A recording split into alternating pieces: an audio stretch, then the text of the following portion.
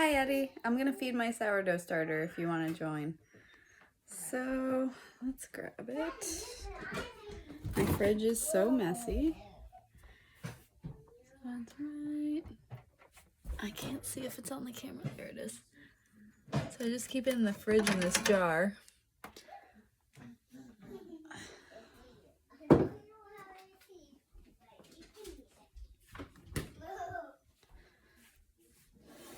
It's been in the same jar for a long time.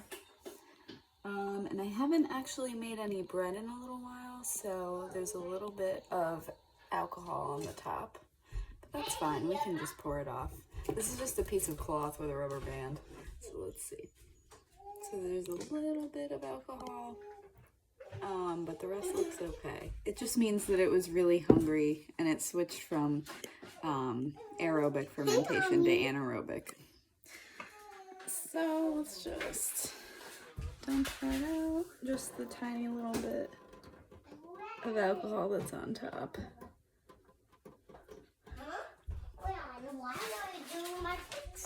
Alright, and then I'm going to feed it double what I usually feed it because I'm giving some to you.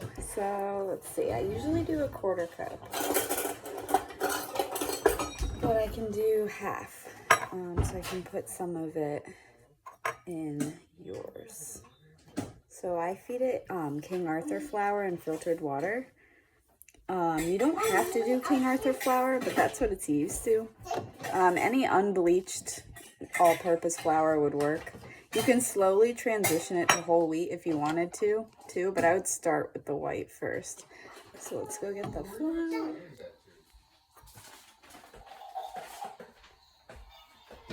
My kitchen is a total mess here. And I feed it on the 1-to-1 ratio. But if you want it thicker, you could do 2 to 3. Sorry, one of my kids is always crying. This is actually a loaf from before. And I have like a bread slicer over here for it. Alright, so he's making his sourdough too. Right, Lily? You making your sourdough? Alright.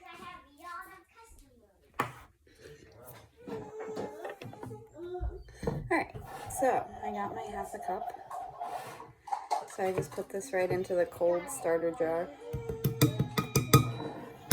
And then you're supposed to use a liquid measure for liquid and a solid measure for solid, but I kind of just estimate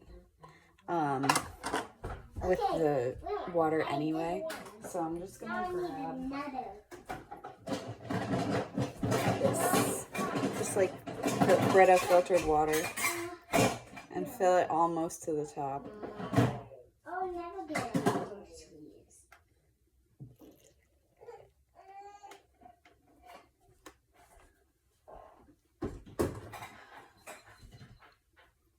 And then I find my rubber spatula. I have just like a little mini rubber spatula. Just stir it really well until there's no lumps. If there's lumps, it's okay. Everyone makes this like an exact science, but it's really not.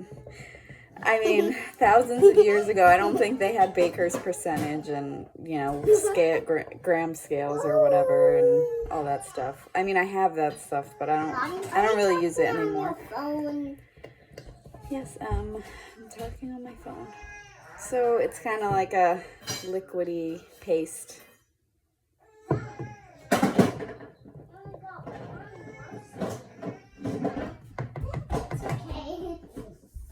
And then I just rinse this off with water. I got 2. Now I need 1 more ice cream to go.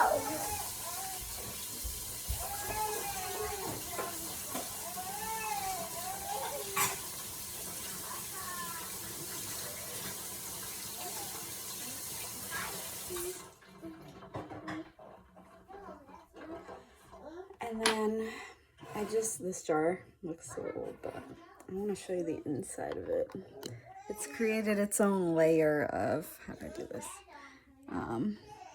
Like crust on the sides of the jar. They're just dry. And I feel like that refreshes the microbial content every time it's used. Alright, so I fed this, and I'm just gonna cover it. Honey, surprise her. Her dad's with her, the crying baby. I'm just gonna cover it with this piece of cloth on the rubber band, and I'm gonna let it sit at room temperature for like probably about, so it's 9 a.m. now, probably until like noonish. And it should be doubled in size.